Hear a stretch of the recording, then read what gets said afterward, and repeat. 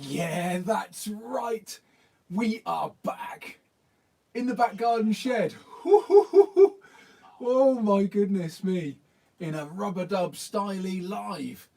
Oh, just run through the proceedings tonight. So if you're new to the format, usually people say hello from wherever they're from and also raise general skateboarding areas of interest. And then we have a good old chinwag about it.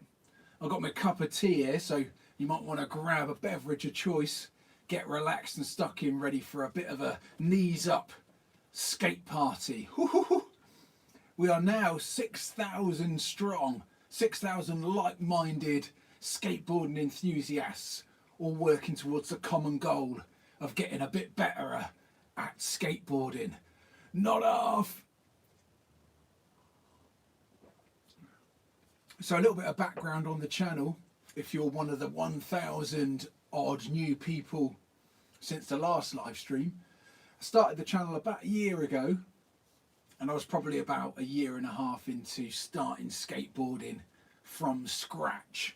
And I got to a point where I could sort of ride around the bowl, but I hadn't quite got the guts to try any tricks and learn any lip tricks or mini ramp tricks. So I thought, by starting a skateboarding channel on YouTube, it might give me a little bit of motivation to learn a trick, and the process of filming that would necessitate me having to learn the trick, otherwise the video wouldn't be complete. So it was like a full circle. I found it so scary to try these tricks on the ramps that were available nearby that I needed a little bit of extra motivation. Otherwise I just get to the skate park, rock fakie, or go up there, sort of not commit, and then make my excuses and leave with my head bowed.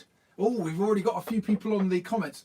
I've got the comments open on my laptop computer, and I go through them, but usually they come so thick and fast that I'm worried that I miss people. I try and give everybody a shout out. So if I do miss yours, I apologise, but feel free to comment multiple times if I do miss it, because I'll pick it up at some point. So we have got Guto Brown, can't believe you hit the 6K, nor can I. Thank you so much, everybody. It's exceeded all my expectations. We are now, I think, 6,200. It's exponential. We probably did one of these about a month ago. So who knows when we'll hit 7,000. Greg North, evening. Yeah, hi, Greg. Francoise, hi John from France. Yoo-hoo! It's an international community, this one. I've been waiting a long time for a live video, Gustav Brown. Nice one, dude.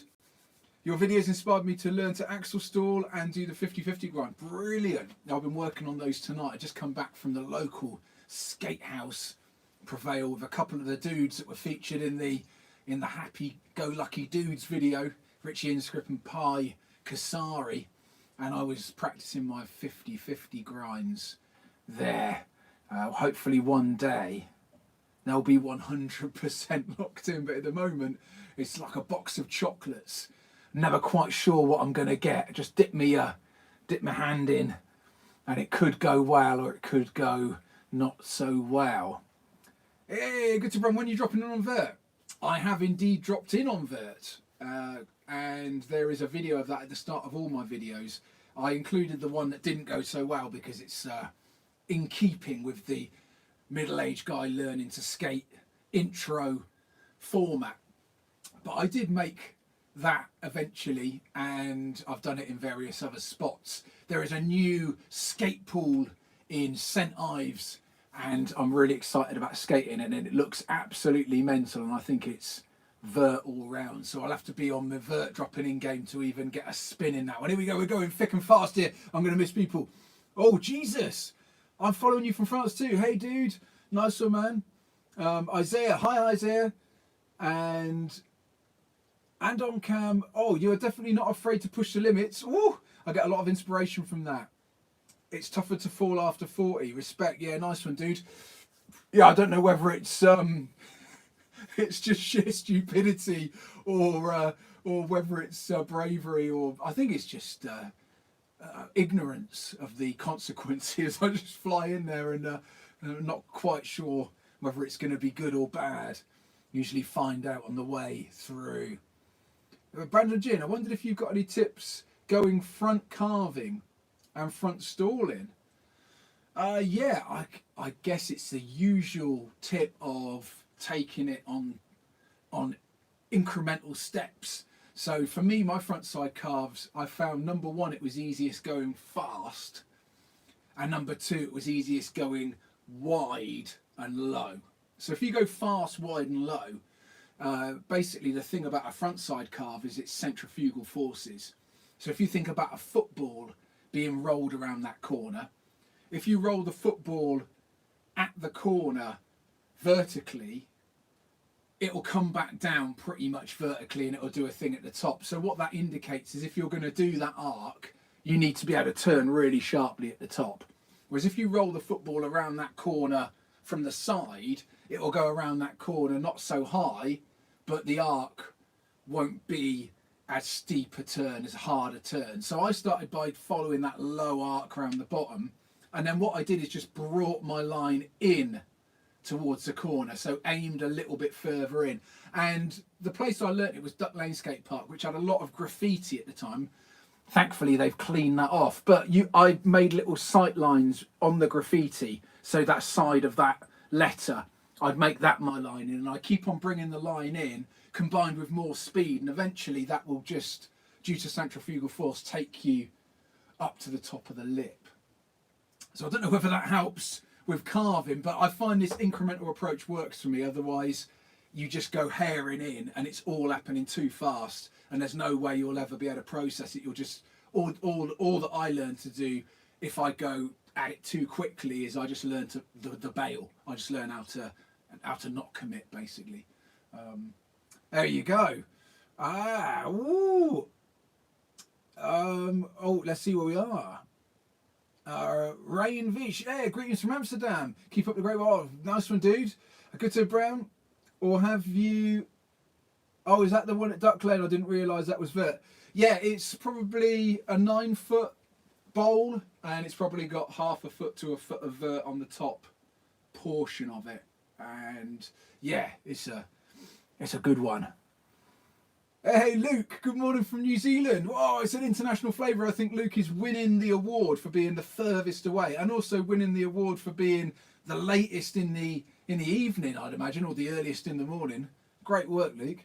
Give us a shout with what time it is where you are, Luke. My goodness. Jose, hi from Spain. Hi, Jose. Sunrise Sessions is back. Yeah, hi, John. Greetings from the Netherlands. I was wondering about your surf skating. In the end, did you prefer the CX or the C5? I've got both mechanisms here. So this is the CX.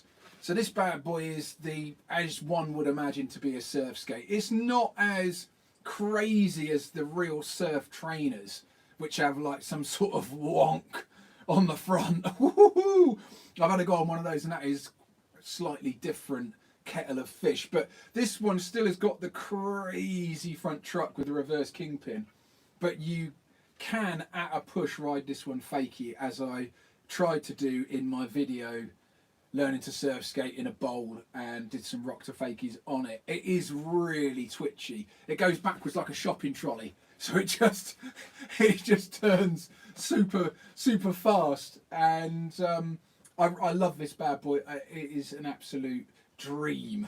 And this is a C5, and the C5 is, again, I did a video comparing these to indie trucks just to get a handle. These are like the Carver reverse kingpin street and more sort of park, but they've still got the reverse kingpin with the front truck that moves quick.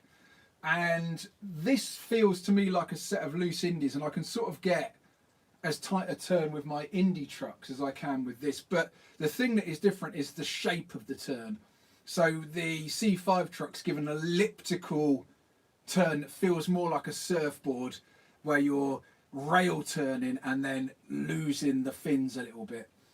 So it's just a different style of carve, but it's fair to say I can get a similar carving performance out of me indies. So these are much of muchness, whereas that is definitely different to riding a normal skateboard. So in answer to your question, man, it's just horses for courses. I like them both at different times. I'm just having a look at this. Oh yeah, let's keep up with these comments. Let's not waffle. Good sir, are you skating much flat ground? I saw you doing some ollies and freestyle tricks in one of your videos. Yeah, I do like it. I got a freestyle skateboard setup. This is my Andy Anderson 8.45 with the skid plates on and various trinkets. And I do enjoy trying to get some of those bits just because it exceeds my expectations of what I think I'm capable of doing, being 6'3" and a little bit longer in the tooth. The Rodney Mullen videos are obviously incredibly inspiring, and there's no doubt that there is advanced trickery afoot when you see Mr. Mullen ripping it up. And just to be able to do one of those little tricks like a Casper stall or pop it on the side for a rail stand, it just gives me an intensely large buzz, because I'm like, oh my goodness. But the one thing I will say about flat ground is the slam is absolutely it's a nightmare for me. I just find the flat ground 2 inches off of the concrete slam, it's all wrists and hips, and I prefer to be going really fast on a transition and sort of slip down with knee pads on. So again, it's a game of opposites to skateboarding, but I find the freestyle skateboarding in some ways way gnarlier and more prone to me getting injured than the bold skating. So it's always a little bit, I'm gonna have to man up to face this. The proper flat ground street stuff, I had a bit of a go at that, and that ended in huge tears. I was trying to ollie and 50-50 grind a ledge, and it was going quite well. Again, it was exceeding my expectations, and I missed the grind, and I landed so hard from slipping out on the grind that I didn't have time to put my arm down. I landed on my shoulder, and I thought I'd done my collarbone, and I thought, let's leave that. Let's leave that there. I don't know whether 47 years old trying to ollie onto a micro ledge is really that. Well, maybe it is. I enjoyed the process until I nearly killed myself. Sunrise Sessions, yeah, thanks heaps for that. Thanks to you, I'm now dropping in on my Smooth Star. Smooth Star, that was the board I had to go on that's absolutely mental. The front truck's got the crazy mechanism. Yeah, I had to go on that, and that is very wobbly. I reckon it would be a struggle to fakie that Smooth Star. And weirdly enough, it's actually fine. Yeah, as long as you get the momentum going forwards, bend the knees, keep the shoulders in line, and make sure your feet are really nicely centered, there's no reason why it wouldn't rush down the tranny. Good to Rodney. How yeah, Rodney Mullen, almost round 3. One of my favourite parts. Yeah, absolutely. How wide is your freestyle street skateboard? My freestyle board, I've just recently got a proper freestyle board because I thought, I'll have a go. And it definitely makes it a lot easier. And that is 8 inches wide, which is still very wide for a freestyle board, but there's a company called Waltz Skateboarding, which is Mike Osterman's brand, and he's got a great YouTube channel if anybody wants to check out pure freestyle skateboarding, Mike Osterman, and he makes Waltz skateboarding products, and this board is 8 inches, but it's very short with a short wheelbase and all the correct off-centered wheels and really hard bushings, and it definitely is easier to do those type of tricks, which should be no surprise, I guess, because it is purely made for those type of tricks. But I was surprised. I was like, oh, brilliant. I'm going to do a little video on actually putting a line together of freestyle skateboarding maneuvers, just the easiest ones in the world, but just a little routine almost, and I enjoyed doing that the other day. Weather is not looking good on the south coast for tomorrow. Gonna try bowl. I've not skated in Gosport yet. Anyone else planning to session tomorrow? It's Greg North. Yeah, it's the weather's a bit iffy. The forecast has changed from rain to sun, and then it goes back to rain. This is what you're tuned in for. A local weather forecast when you're living in New Zealand. Oh my goodness. This is, whoo-hoo, Gavin, come over to Shawborn for a session. Yeah, not half. It probably creeps you out a bit, but every morning before school I watch one of your videos, and sometimes even on the bus. Whoa, nice one, Goody. Don't creep me out. That's cool, man. I watch all I watch. I don't watch any telly. I rarely watch a film. I just watch YouTube videos of skateboarding, either how to do it or more of the lifestyle ones. I really like Chad Caruso because he's got that sort of lifestyle. He's a cool guy and he can rip on a skateboard. And then I also look at the trick tip videos, and yeah, so that's absolutely natural, dude. That's the best way to spend one's time, I'd imagine. Curtis, experimenting with wheels here. In your experience, what have you found to be the friendliest hardness and shape for a concrete mini ramp? That's a great question, Curtis. I think it evolves a little bit, and it also tailors to the tricks you're after. I started on 97A wheels, and I found that compound, the OJ 97As, were really cool. So that would be a set of OJs on there. They're 55mm, and just recently I had to go on my mate, in the video I had to go on my mate Richie's board, and that's not set up, that was literally as it happened. Richie let me go on his board, and he had these bad boys, which are the Spitfire wheels, 99A, so just a little bit harder, but these things are silky smooth and they're proper fast. And they're also quite a lot light. I don't know how, but they're a little bit lighter in weight than the OJs. Just feels like you've got more control of the board. So I bought a set on principle after trying Richie's setup, and I have to say I'm getting on with these rather well. So those are 99A, and I guess as you start wanting to slide the wheels around a bit more, you could go a little bit harder. I think it's, you know, if you're skating concrete and you want to revert all the time, then harder wheels would be easier for that. And also that probably presumes you're of a better standard, so you can probably deal with the lack of grip. But when I started out, you know, I was all over the shop. I needed all the grip I could get, and there was no, I wasn't interested in reverting anything. I just, you know, I wanted the board to go on rails around a corner and never slip out. So yeah, 97A worked well. It was quite fast and friendly. Nice one. Yeah, Chad Caruso definitely rips on a mini. Brilliant. Hey, good. My good fish drown. Sup, my guy. Yeah, sup.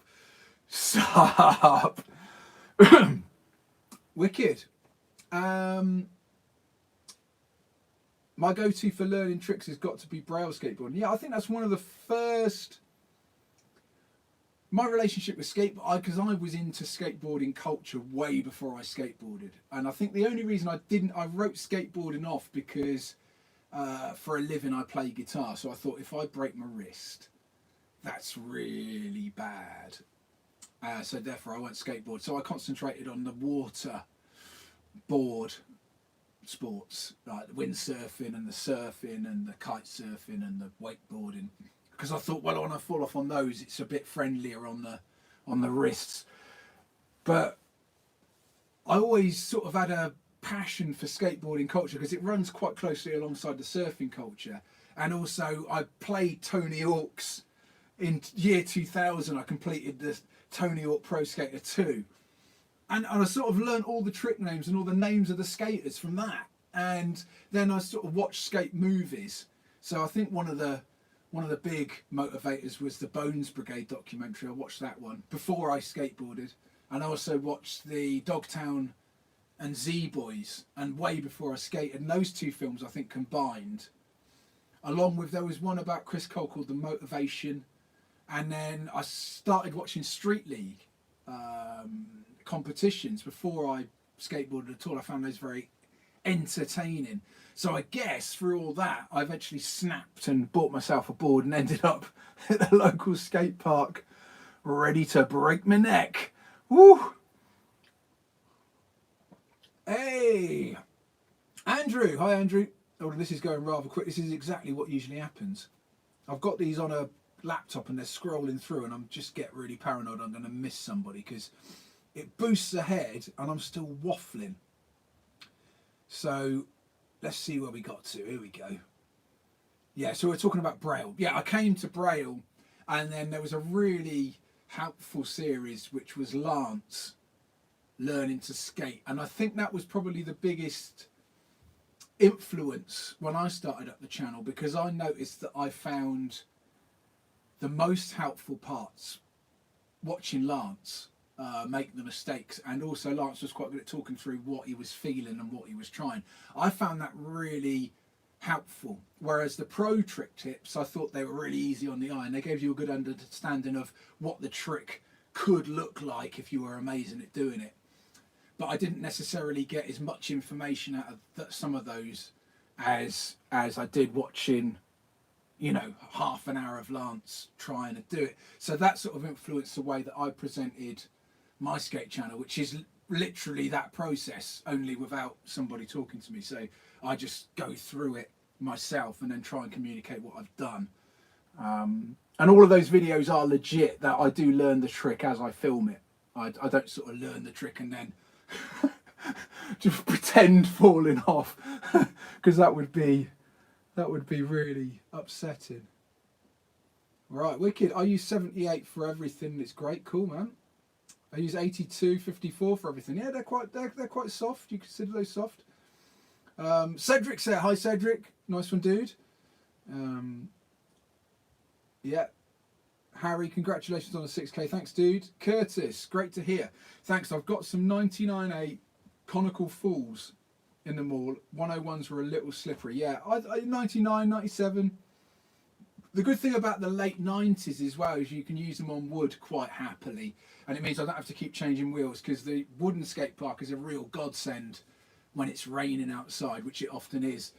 And the concrete bowl is where I like to skate as well, and it's sort of balanced out. Some guys use different setups for those two things. They'll have the wood setup and they'll have the concrete setup. But I sort of was looking for the holy grail where nothing changes. I don't like change. I want to just be able to ride on both. So that seems to work. Matthew, good afternoon from Canada. Yeah, hi Matthew, nice one, man. Yeah, there's some kite surfing. Good to, yeah, definitely. So love the content and the positive attitude. It's been great being able to tune into your stuff when I can't go out skating. Oh, nice one, dude. Yeah, good. So only 800 away from another live video. Yeah, I tend to do these every 1,000. It seems like a arbitrary figure that one could do a live stream. Any excuse really. I think I did one for Christmas. That was a good excuse. And they're steadily getting closer together because it just is exponentially growing, which is rather nice. But I'll have to plan something big for the 10 if we get to 10,000. 10,000 seems absolutely mental. Who knows? Right, Lance learning to skate was one of my favourites. Yes, right, man. Tra-la-la. How many watch not to say much about quality? Oh, what's that? How many watch not say? Oh, you might have to just put a bit more detail on that one. Tra-la-la. Good to another good one for me is learning. Yeah, you know what? Yeah, that process has been helpful for me learning tricks. There's something about that mindset of having to pick apart the issue. I think with me, well, the definition of madness is doing the same thing over and over again and expecting a different result, which is quite easy to do in skateboarding. But I think through actually thinking, oh, that didn't work, and then addressing, right, what's the reason it didn't work, it allows you to try a new thing on the next attempt. I've got to say, with axle stalls and with 50-50 grinds, I just do the same mistake over and over again, which is to open my shoulder and not keep my shoulder tucked in, and also try and stand up too high on it. And I know I'm doing it. But like Kylo Ren said in the Star Wars, I know what I need to do, but I don't know if I have the strength to do it. And never a truer word spoken. I know exactly what I need to do. I just don't know if I'm brave enough to commit the shoulder in and keep the knees bent and stay close to the perceived danger. And oh my goodness, yeah, it's all about commitment, isn't it?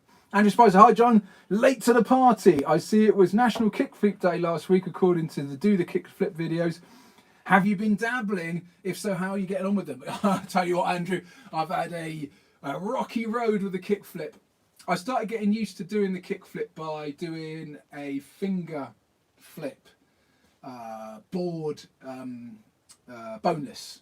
So literally step off the board, jump in the air, throw the board into a spin and then land on it. And I found I got a feeling for seeing the board under my feet spinning and then having the guts to land on it. And then through the freestyle, I've been doing the tail slide into the finger flip, and also I've done the ollie finger flip, both of which are not too bad because you're manipulating the board with your hand. So as long as you've isolated that part and you know exactly how much pressure it takes to spin the board with the finger flip, it's just about having the commitment to jump in the air, keep your feet up, and then put them down at the right time. So I've been doing a lot of that, and I got a bouncy castle for my son's birthday, and I got a board with no trucks on, and I did a little bit of woohoo bouncy castle ollie training, and found that getting the kickflip on there with no trucks to hinder the process, and also to be able to fall off onto a bouncy castle, which is fun at the best of times, I found that was pretty good for developing the motion of the ollie and also the kickflip kickoff. And I've got the actual kickflip in the front room skate park on the rug. I've managed to get it to a stage where I can ollie, kickflip it and land with my front foot on the board. So now I've just got to get the guts to keep my back foot up and land it on the tail. But I noticed from watching the Lance Braille videos that he got to a similar stage and then he just had to correct his weight. So I'm just at that stage now, Andrew. But yeah, it's ongoing. Tra-la-la. Just to say, when many watch not mean good content. Oh, okay. Yeah, I know what you mean. I know what you mean. Stuart, any personal recommendations on wrist arm protection? I'm a pianist, but I haven't been able to resist the skate park since starting with my daughter just over a year ago. Yeah, Stuart, I mean, my recommendations are try and, you know, I'm lucky that I'm 47, so I honestly don't care what people think. So I do look like a bit of a, you know, I definitely look like a beginner at the skate park because I'm head to foot in pads. So I don't think anybody can be in any doubt that I'm trying to, you know, pull the wool over anyone's eyes. But there's a brand called Killer 187 that I really like, and I use their pro elbow pads just because they're really big and lots of padding. They're created for vert skating, but obviously they work for everything. They're quite comfy. And then I've got this wrist guard which has got D30 in, and D30 is the orange padding that like is quite malleable, and then when you hit it, it goes super hard, and it's just got incredible characteristics for shock absorption, and I find that really good with the plastic sliders. And I think the wrist guards are misunderstood slightly because the way I use a wrist guard is not to actually brace the wrist, but to use that slider to dissipate energy, and you can learn to slide out on the wrists and then slide onto a more robust joint, which is obviously the elbow with a big vert elbow pad. So when you fall off, you can put your hands down but not necessarily break or twist your wrist. So that's the way that I use the wrist guards, is a sort of woohoo and then slide out on everything, and the knees as well. But I found the pads invaluable for me to learn stuff because it means I can commit and come a cropper and hopefully not necessarily injure myself in a sort of impact way. I do find with the pads, as you can see, they shift. If you really come a cropper, they shift and then they sort of burn your skin, or like they still take so you still end up with a fair amount of, but I don't mind losing skin because that doesn't stop your skateboarding, it doesn't stop your guitar playing. I just mind mechanical things. And unfortunately, the one that I'm most fearful of is any sort of sprain of ligaments and muscles, because unfortunately you can't, I haven't found a way really to guard against that. Twisty knee, rolly ankle, or pulley groin.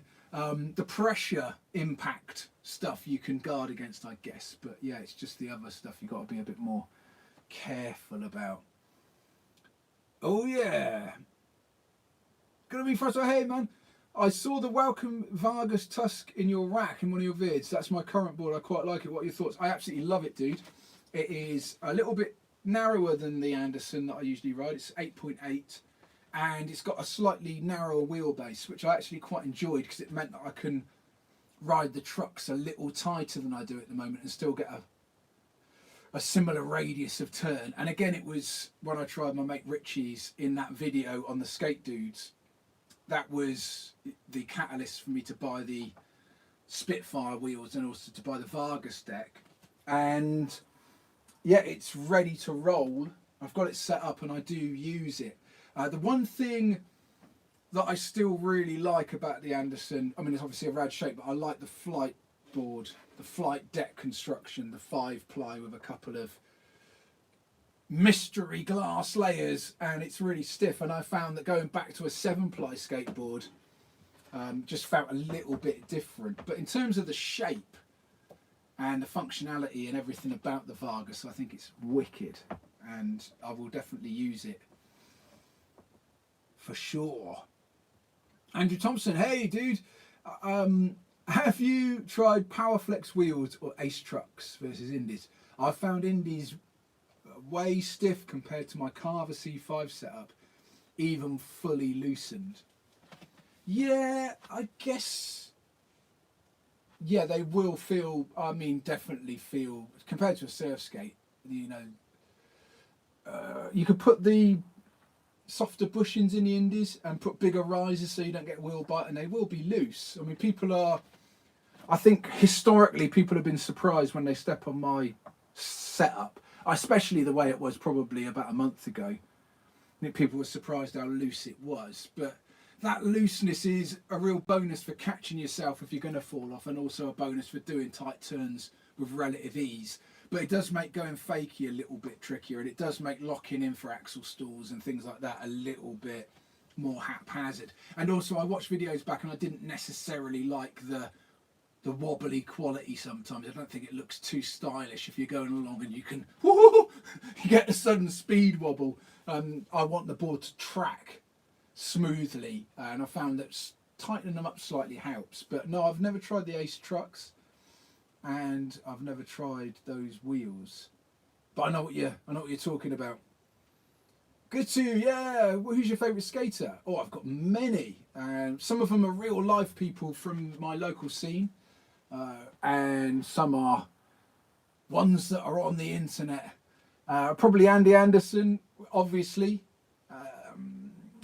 Mike Vallely, Mike V. Oh yeah. Omar Hassan. Tony Hawk. Those are probably the top 4, but it changes. I'll see someone, I'll go, oh yeah, that's jolly good. Yan Yak. Hi John, how many hours do you manage to skate per week? What are tricks in the pipeline for this summer? Great question, dude. Yeah, I like to skate as much as I can. You know, the unfortunate world events that have been taking place for the past year and a bit have meant that I have been able to skate a little more probably, but I have always been fortunate with the time I have to skate, because before the pandemic I was a musician, and that meant that I predominantly worked in the evenings playing guitar, so that left the day free. Once I'd done the school run, I had a little window there to skate anyway, so it hasn't changed a huge amount really, but I usually like to skate as long as I can before it starts becoming very obvious I'm going to hurt myself. So that usually takes around about 2 hours if I'm on my own or like in a pair. Maybe 3 hours if I'm in a large group and can't skate quick fire. And I like to skate every day. I might take a day off if I tweak something, but I don't like leaving it too long, because I've found in the past that that's counterproductive. You know, I found that my body will heal better if I just keep going through in a sort of rugby player mentality. Run it off, boy. Tweak a muscle or a tendon, just keep going, it'll be fine. You know, it actually goes better than resting it, you know. But I wouldn't advocate that. That's obviously not great advice, but for me that's the way I do it. So in answer to your question, what's 6 times 212? Probably 14 hours a week. I mean, the problem with skateboarding is for me, I would do it all day if I could. I literally can't. Sometimes I do 2 sessions. I do a little muff around on the freestyle board inside, and then I'll go to mini ramp or bowl or whatever. But yeah, I mean, I've noticed today I was at the skate park and I took my nippers there at the nipper session, which is 10 o'clock, and then I met the dudes at 6 o'clock, and there were young nippers who were there skating at 10 and they were still skating at 6, which is absolutely remarkable. But thinking back when I was a nipper, that's exactly what I would have been doing. But there is absolutely no way I could do that. But I would if I could. This is a classic illustration of some of the waffle that you could endure during a live stream. Oh my gosh. Try to love. What do you think about Everslick decks, Santa Cruz? To me, the ollie much more heavy to do. Yeah, my friend Pai Kasari, who's also a friend of the channel and a ripping skater, he uses the Everslick deck and gets great results from it. But I do recall when Pi started out with that deck, he found it a little bit, he had to get used to it because it was a little bit different. It means you don't need to have the rails to slide. It's got the slidey bottom for your board slides and bits and bobs. In terms of ollies and stuff, Pi certainly doesn't seem to hold Pi back. But I couldn't comment because I've never tried one myself. Luke, hey dude, congrats on the 6K, heading out for a skate even though it's a bit wet out. I'll watch the rest of the show later on. Nice one, dude. Yeah, as Grosso would say, turn this off, go out with your friends and skate. Why are you watching this? Yeah, good on you, dude. Get out there and skateboard, not off. A little bit more tea. Hopefully everybody's bedded in, they've got their beverage of choice. Talking skateboarding. Hopefully I haven't missed anybody out. There's an awful lot of comments from all over the world. Very nice indeed. Monty1, bro, I broke my foot really bad doing a half cab board slide. Oh my goodness. In a half pipe, 2 cracked ligaments, 2 broken bones. Dude, that's savage. One does not like to hear such a thing, but it's all part of it, isn't it? Oh my goodness. Yeah, I think the ankle roll is my most feared nemesis because I have got ankles made out of chocolate, and if I even remotely hint at a little rolly tweak, it takes ages. I remember my last proper one, it went ooh, all bruised along the bottom, and then it took about 6 months, and it just wasn't right for so long. You know, really, it functioned, but it was obviously not right. So yeah, I really don't want to be rolling the ankle for sure. Hey, Skansky Bird says, nice hat. Yeah, it definitely is a hat. It's the bobble that obviously gives the style. Yeah, having a bald head, I find headwear is essential because the bald head is bold. Greg North, what's your most satisfying transition trick you've nailed to date? Oh, Greg, great question, man. I've had a few where, you know, it's taken so long, and something inside me has resigned to the sort of idea that I'll never be able to do that. I'm just not wired up that way. I guess there's a few of those that once I eventually got some, I just felt that I never wanted to not just do that.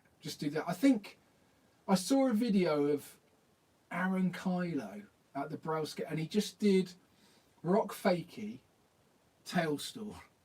And I thought, if I can do that, I'll be well happy. That's all I want to be able to do. So yeah, it took me ages, like, you know, just months and months and months and ages, and then eventually I got to a stage where I could do both those tricks.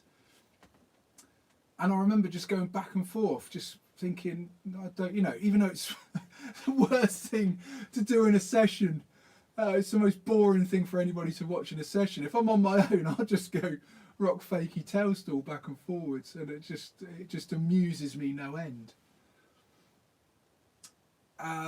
There was another question that I missed, which was what tricks are coming up. So tricks coming up are the ollie over the hip. So doing a backside air over the hip with no grab. That is coming up. The freestyle video where I'm trying to get 5 freestyle tricks in a line, so making them all, that is coming up. And that is, I found that really tricky because I can make 1 freestyle trick every 10 attempts. So the idea of getting lucky with making 5 first try in a row, it just becomes exponentially more difficult the further you get to the end of the line, which is, I guess, why skating a line of tricks is cool and has got a little bit of kudos to it, because it means that you have executed all those tricks. I guess it's like golf. When you get a birdie in golf, it means if it's on a par 4, you've hit 3 really good shots in a row. Whereas my golf, back in the day, I could only ever hit 1 good shot every 10 goes. So the chance of doing 2 in a row was remote. The chance of doing 3 was 0. And I found the same process with skating a line of freestyle tricks. So that one's coming up. The hand plant, now my shoulder's better. The hand plant video is coming up. I'm going to be doing the hand plant. Not the crazy invert, but just a wheels at the top hand plant. So that's going to be exciting. What else is coming up? Whatever else I think of. I've really enjoyed doing the spine stuff, so I might try and do an intermediate spine transfer video. My mate Pi Kasari's come up a lot. He's a big influence, and he does a couple of more advanced spine transfers. And we've got the local Beaminster Bowl, which has just been built, and it's got a lovely, manageable 4-foot spine, which we haven't got round here. The nearest spine with double coping is the guillotine ramp. Regular viewers will know which one that is. Is the one where I fell and nearly got chopped in half, and that's like 5 foot and quite steep. And it's also coupled with a very strange phenomenon of having particularly narrow coping. It looks like it's like 40 mil, so the whole thing on the top is quite sharp. Oh yeah, here we go. Right, so we've got a few more comments to whizzle through here. Craig Millen, hey, evening buddy, hey man, 36, started skating at Christmas. Wow, nice one man, nicely early on into it. Gone from a 7.75 to an 8. The bigger the better, yeah, definitely.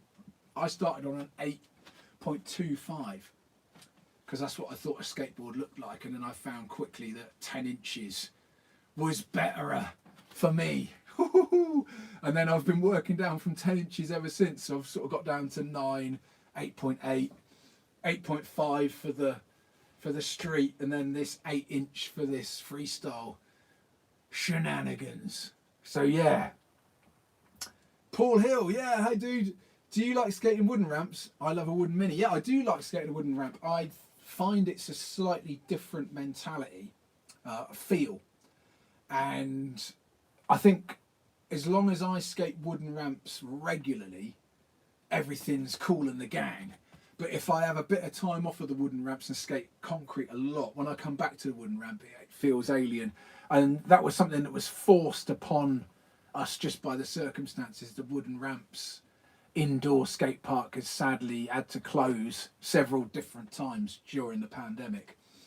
And that's forced us into months of not skating the wood. So when I went back, it's just opened again for the 3rd time, I think. And when I went back this time, yeah, I went round the bowl and first carve, woohoo, spooned out, because I was so used to the grip of concrete and the way that I carve on the concrete, that the wood, but luckily it came back fairly quick, the feel of the wood. But wood's got a few advantages. I find that the slide out, especially if you're wearing like pads with caps, I find that a lot more forgiving. And I also find psychologically the wood seems to be more forgiving for falling off, and the times I don't wear pads, I'll go for no pads on a wooden mini, because it seems like it, I think in terms of G-force, which is probably what damages you, there'll be no, if it's a well-braced wooden ramp, it's going to stop you just as quick as concrete. But there might be a little tiny bit of give in it, but I've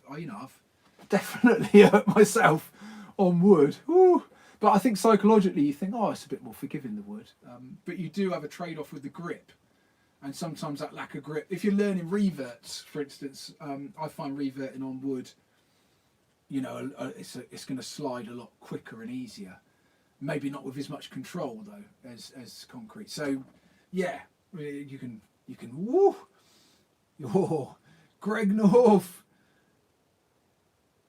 I'm going to skate then come back. To go, yeah, go skate. Turn this yeah, turn this off. Go skate. Greg North, awesome. I know the Braille video you mean. I've nailed the rock to fakie on a 3 foot so far. Need to get the tail stall now and keep it rolling. Yeah, definitely, dude. It's so satisfying when you get those tricks because they are hard. I mean, I know their build is beginner tricks, the tail stall and the rock fakie, and I guess it's more because they're foundational tricks rather than them being easy for beginners. Because speaking for me personally, I found both of those tricks particularly hard. The rock to fakie and the tail stall, I found both to be very scary and also to be bloody dangerous when you're not knowing what you're doing. And I found the only way that I learned both of them was to come off in a fairly convincing fashion many times. So yeah, anyone that can do them, it's fair to assume they've been through a similar process. So hats off. Woo! I snail, yeah, that's right. Another live stream. Woohoo, yeah. Oh, coming in from South Africa, Richard. Yeah, nice one, man. Well, I love a bit of South Africa. Love to be able to get down back again soon. BB Boards, New Zealand. Hey, dude, hope all is well. Love your energy and your chilled style. Woo! Stay safe over there. Shaka. Nice one, man. Sunrise Sessions. One last on the C5. If you were to tighten up your back truck on your independent setup, would it give you the same elliptical carve? It's a great question, but I think there is something to do with this reverse kingpin that makes the front truck pivot in such a way that it gives you an elliptical thing. But it would give you a similar feel, and I certainly do run my setup on the independent trucks with slightly looser front truck than back truck. For that reason, I find it turns in a similar way. But yeah, you could definitely simulate it to a certain degree, but there is something to do with this reverse kingpin that does make the wheel turn in such a way, I think. But it's on the C5 to Indies, it's fairly marginal. On the CXs, it's more pronounced. And then if you start going to the crazy Surf Star affair, that would definitely be different. Oh, I'll have a quick breather and drink some more tea. Whew. Hi Chips, I find those 2 tricks hard. Your tail stall video was very useful. Oh, nice one, man. Yeah, I don't know what happened with the tail stall. I think I watched a Chad Caruso video and I got the wrong end of the stick from it. I think what Chad was trying to say is to get your mini ramp skating looking more convincing, dial out your setup tricks. So try and go from one high tariff trick to the next, which is obviously really good advice if you're an intermediate skater. But he said one of the tricks you should dial out is the tail stall. And I think I got the wrong end of the stick, and I just thought, well, if you're going to dial up the tail stall, what's the point in learning it? You know, I'm not going to learn that and then dial it out later. So I just didn't bother learning it. What I didn't realise is it opens up a whole myriad of other tricks, the tail stall, and it's a really good one to learn. So I built up a bit of a stigma around it in my head as well, because I just couldn't get my sort of confidence to go in backwards, fakey, and then try and get the tail on, and all I could see was just a nasty slam happening. So it took ages for me to get the gut. And then that video where I did the tail stall video is a legit sort of me having a mini nervous right, that's it, I'm gonna go and just learn it, I'm gonna take it. And I even thought about making a tail stall rig, which was to sort of get a bit of 2x4 and nail it on the side of the mini ramp so you could come up and grab it like a handrail and then offer the tail up onto the thing multiple times with this handrail that would stop you from falling off. But then I realised, hold on a minute, if you're holding onto something and you suddenly fall off, that's your rotator cuff gone. So I eventually dialed that out and thought, no, just do it. Let people learn the tail stall all the time without some sort of bizarre jig. So you can go and do it again. And in that video, I think I got it fairly quickly. And the tail stall is one of those bizarre tricks that once you have it, for me, I've noticed this in other skaters. Once you've got it forever, every time, pretty much 100%. And I found the same for myself. It's probably one of the most consistent tricks that I do.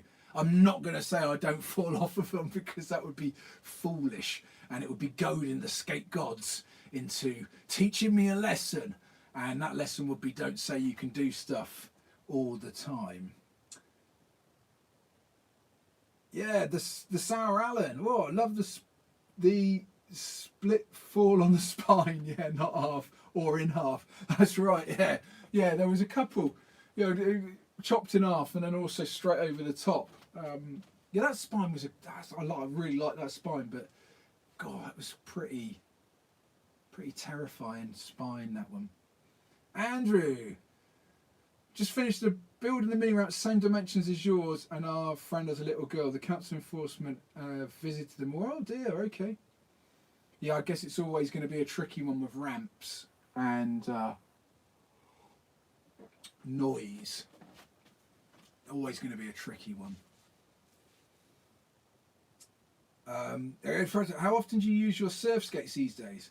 I started then before moving to a classic skateboarding transition, kind of thanks to you, and then I've been tried getting back into them on some pump tracks. Yeah, I guess it's just as the mood takes you. I'll tell you, I like the surf skate because I don't wear pads on the surf skate. I just ride it like a surfboard, surfing the concrete.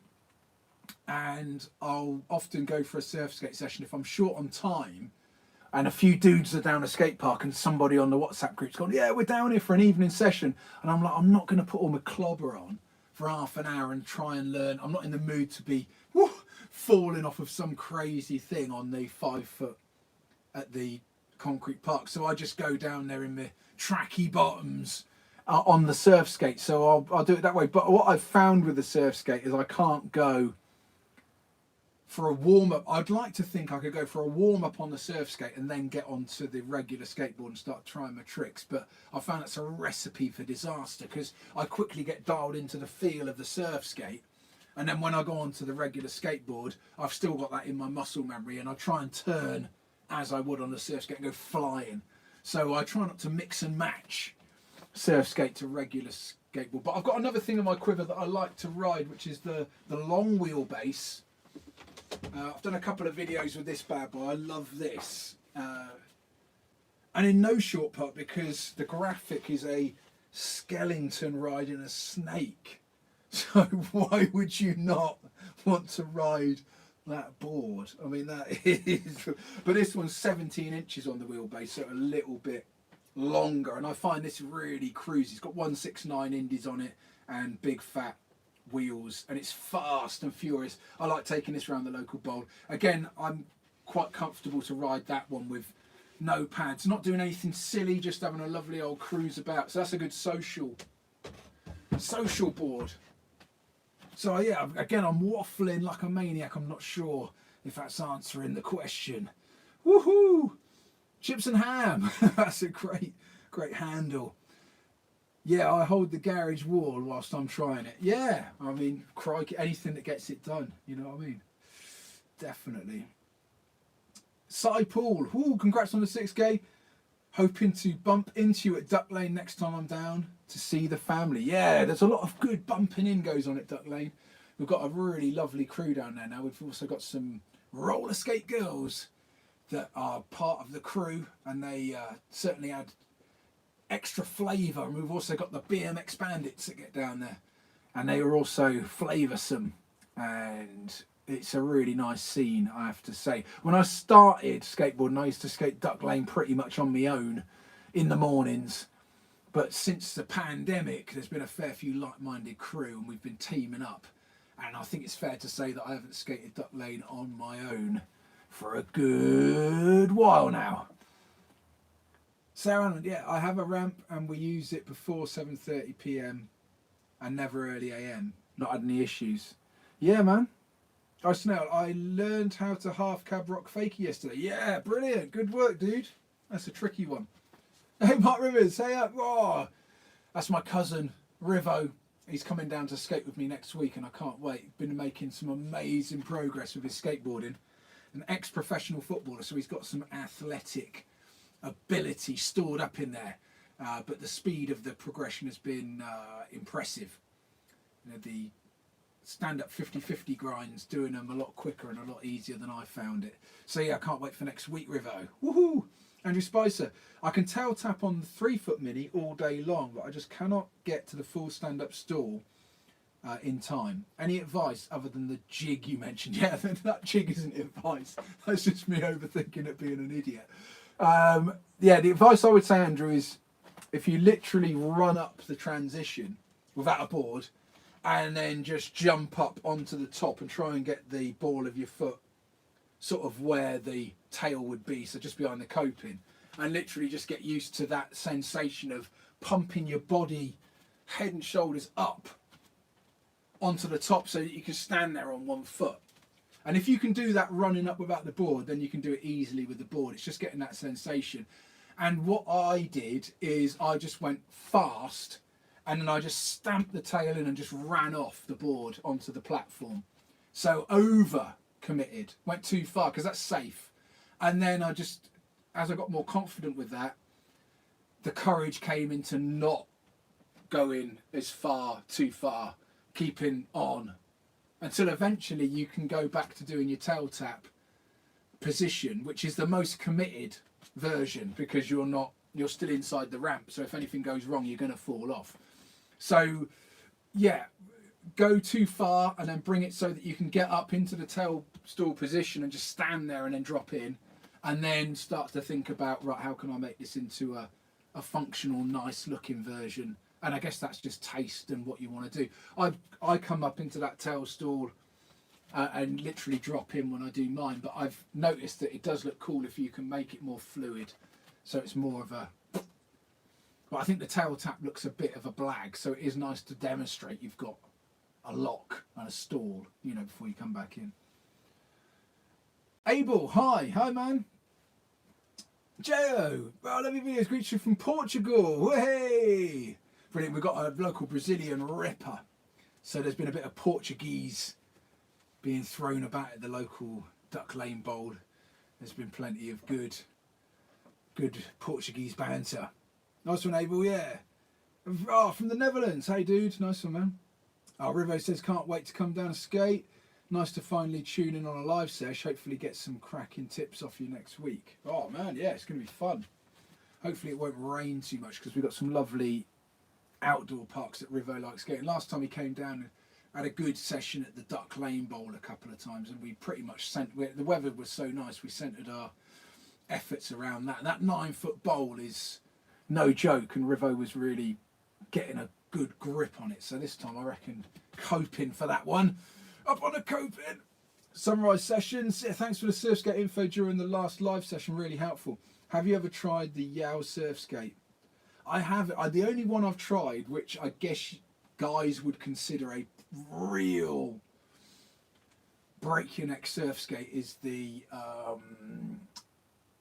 surf training one. What's the name of it? I can always forget it. I mentioned it earlier on. It's got the crazy mechanical front truck. That was a proper surf trainer, but I've never tried the Yao surf skate, but I would imagine it's similar. Alames, he's back! Yeah, in Alicante! What happened to your Vargas board? It's right here, dude. It's set up, it's good to go. I love riding it on the Anderson, just because I like the flight deck on it, and I found the 7-ply a little bit different, but it's right ready to go. Yeah, they're both good. Well, this is all rather pleasing, and believe it or not, once again managed to waffle my way through 1 hour's worth of waffle. Never ceases to amaze me. The cup of tea is nearly gone, and I reckon we could start to wrap things up. But not if anybody chips in with any more stuff, because these things have a habit of just suddenly gestating into a second wind. Yeah, there's Marion King, nice one, dude. Thanks for tuning in. Andrew, have you seen the new St Ives Cornwall Park up in the residential area? Not quite as big as Concrete Waves, but looks great with some nods to local features. I have, Andrew. My friend Richie Inskip went down there on the day it opened. The pool, skating pool, looks savage. I mean, really proper, with a gnarly shallow end. And it's also got a thing that I've always wanted to try, which is the carving the loop. And there's some amazing videos already out of the local rippers, not only doing the loop-to-loop, but actually pulling off the loop-to-loop and airing around it, Bucky Lassick style, Steve Caballero style. So that loop I'm excited about. I think there's also a spine in it, so I'm excited about that. I'm excited. I can't wait to get down there. Woo! B-boy suggestion. You should learn a back or front tail stall. Yeah, I do the front tail, and the back tail I find a little bit awkward for some reason, sort of like getting onto it. But yeah, that's a great advice, dude. Ah, nice one. See you later, Abel. Thanks, dude. Whoop whoop. Where are you from? Dear Kane. Oh, I think that's just somebody else. Richie Nails. Just got my Andy Anderson deck today. Can't believe I managed to get my grubby hands on one. Yeah, they are tricky to get hold of. It's very nice when you get your grubby hands on one, I have to say, though. Oh, cool, man. Get it set up. Rip it up. Andrew, look forward to seeing your loop-to-loop soon. Yeah, obviously would be a very good video because the chances of falling on your head is highly likely, and the nature of YouTube means that any falling on your head it goes down. It's fairly entertaining. No, I reckon trying to do the loop as a video would be an obvious choice. Hey, Baz B just tuned in, wanted to say hi. Oh, he inspired me to do the axle stores and the 50/50s on the coping. Yeah, man. Nice one, dude. Yeah, I love a bit of the bit. I'm still working at those. I've just got to get them. Tonight, I went to the local indoor skate park and I just did that for like an hour. Fairly selfishly. Anyone watching would have gone, what is this clown up to? But I just want to get them so that they're always happening. Some of my sessions got to go. Cheers, dude. Nice one, man. We seem to be wrapping it up naturally here. This is really nice. Yeah, 5-0 to get onto it. Brilliant, Marion King. Yeah, brilliant. Neil Watson. Hi, John. Nice board rack. Did you make it yourself? No, this is bought from the eBay, and it's just an MDF. It's just an MDF cutout. It comes through as a flat pack, and you just screw these sides on. And I have to say, it is surprisingly good. If you want a really nice board rack, my friend Mark Rivers, who is on this feed, he makes proper die cast racks that screw on the wall. So I'm going to put a link at the end of this, and you can go and check those out because they are really nice if you want really posh ones. Richie Nails was watching Mike V the other day. Those hand plants are amazing. Thinking about working on my hand plants. Oh, handstands now. Yeah, I love a bit of Mike V. That's not as easy as it looks, I'll tell you. He makes that look really easy. I've tried it, and yeah, it was obvious I was going to land on my head every time. So I'm like, yeah. But it's obviously not at the realms of possibility. But yeah, there's a really good, I'm sure everybody's seen it, but there's a really good 9 Club video where Mike V teaches the main dude out of the 9 Club, and it is hilarious. It's a really funny video, but he teaches him to do various, well, Mike V's doing various street plants, and your man's trying to learn them, and it's really funny. And yeah, that inspired me to give it a go because there's a lot of tips in there trying to watch him doing it. B-boys, Andy Anderson's a great skater when he came to my local indoor skate park for the Olympic qualifier. Oh man, I'd love to see him skate in real life. That'd be amazing. Will Foster, mad respect, love the vids. How long have you been skating? Nice one, Will. Yeah, I've been skating nearly 3 years. So I started from scratch. I didn't come back to it. I did skate this longboard to get to the surf break when I lived in Australia in the year 2000-ish as a mode of transport, but I literally could just go along, not really turn if I'm honest, and stop. So I don't really count that as the sort of skateboarding I've attempted in the past couple of years, which is sort of coping trickery, I guess.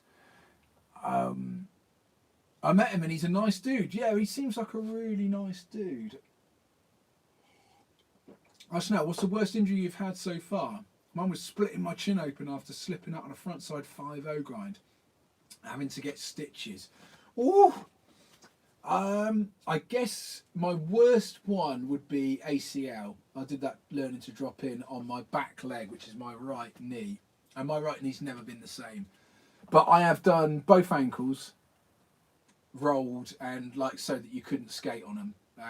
Both knees, they've been so tweaked that you can't skate on them. I count a serious injury as one that stops me from skating. Basically, I get really miffed. I've clonked both elbows.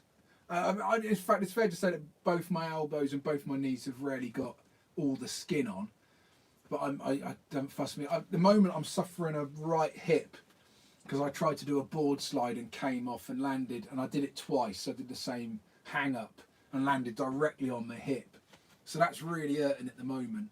And probably the worst injury I ever had was the right hip, where looking back, I did something bad because my entire leg, right down to the ankle, was bruised, which said to me that I had like internal bleeding or something. So that was probably the worst I ever did. And I banged my head a few times, but I always wear a helmet, so I'm sort of all right there. And Spice said, yeah, great evening. Thanks, better go. The little one's bedtime story. Yeah, see you next time. Nice one, dude. Great. Saw your footage from Beaminster. Have you tried the Warminster Bowl yet? If so, what do you think? I haven't tried Warminster, Greg. Just the Beaminster, and I love the Beaminster. I will be going back. Levi, what do you do for a living? I certainly used to play guitar for a living. I still do studio work from here, which is, I know I call it the back garden shed, but that's just more of a term of phrase. It's actually a backyard sort of garage studio thing for music. And I've just been doing online stuff since the pandemic. But hopefully I'll be getting back to playing guitar for a living in a lifestyle-y. LMS, nice one, dude. B-Boy, saw your backside air video and you should learn them late grab melon or late night. Yeah, definitely, dude. I'll tell you what, B-Boys, I find any sort of air such high tariff for me. It really is going to go one of two ways. I'll either land it or it's going to work. So I have to be in a full bill of health and I have to get my courage up. And yeah, those early grabs were exciting. And then trying the no grab, just like floating. I've been enjoying those, but I would love to be able to work on the vert version, which is where, I saw with Andy Mack does a great tutorial where he does backside kick turns, and then he starts doing backside kick turns with a nose grab, and then he starts doing backside kick turns with a nose grab and just pulls his back leg up, and then because of the vert, you're in the air, and then you keep working on that motion until you're above the coping. And I would really like to do that. And luckily, the local skate park is building a vert ramp, so I'll have a chance to go and practice all the time, because one of the things I'm up against currently is the nearest vert ramp is a good 2 or 3 hours away. So, yeah, don't get a chance to practice on the correct apparatus. At least that's my excuse. Hey, from Sweden, Alice. Any dream tricks? Mine is a cable aerial. Ooh, might never get there, but who knows? One step after another. Yeah, man, definitely. Anything's possible, I reckon. Dream trick be frontside Smith grind on pull coping. That's always been a dream. And frontside tuck knee air. Those two in a pool. If I could do either of those, then that would be the end. I always say, you always think that, don't you? If I could do that trick, then I would just give up. But as soon, literally the moment you do one, it's like, right, what's next? Always the same. Right, I'm going to sign off. This has been amazing. Thank you very much to everybody who subscribed. And I'll see you when we get to 7,000. And that seems to be coming rather quick. Last one from Marin King. I'm trying to land a tray flip, but I'm trying for 8 days. And I can do them on grass, but I'm going insane. Yeah, man, oh, it's good. 8 days. I mean, tray flip, that is high tariff. That is top notch, isn't it? The 360 flip. So, dude, I mean, just keep going, isn't it? I remember the ollie took me, and it's still taking me so long. I remember I just did it every day for like 3 months. And I wouldn't allow myself to miss a day's practice on it because I thought there's no other way I'm going to learn this. If I come at it every other month, have a quick go, I'm never going to learn it. So yeah, that's the way, man. Every day. Greg North, head over to my way to Southsea Skate Park. It's got a sizable vert ramp. Yeah, oh crikey. I know what you're talking about, Greg. I've seen pictures of that. I'm not entirely convinced that that's the one for me, but who knows? Going vert is crazy. You're a big inspiration. Richie Nails, nice one. I've been hitting pools again, and thanks. Keep it going. Thank you, dude. Thanks for the entertainment. Nice one, blow. Chromatic one, 1976. Can't go yet. Just got it. Oh man, I was so sorry. Well, you can always hit reverse. And Marin King, yeah, what riding? Travelling sessions. Congrats on the 6K, man. Thank you. Michael out. Hey John, cheers, mate. You are one of the brave dudes. Oh, well, thank you very much, everybody. Well, that's cool. So, yeah, we have managed to do the 6,000 subscriber Skate Hangout, and thank you very much to everybody. I'm going to keep rocking and rolling, and I just can't believe how supportive everybody's been and how great the community is. So I'm well chuffed. Bye bye everybody. I'm going to try and make this stop now. Right, make it stop. How do we make it? Oh, there's a button around here. Make it stop. Make it stop. Oh, how do you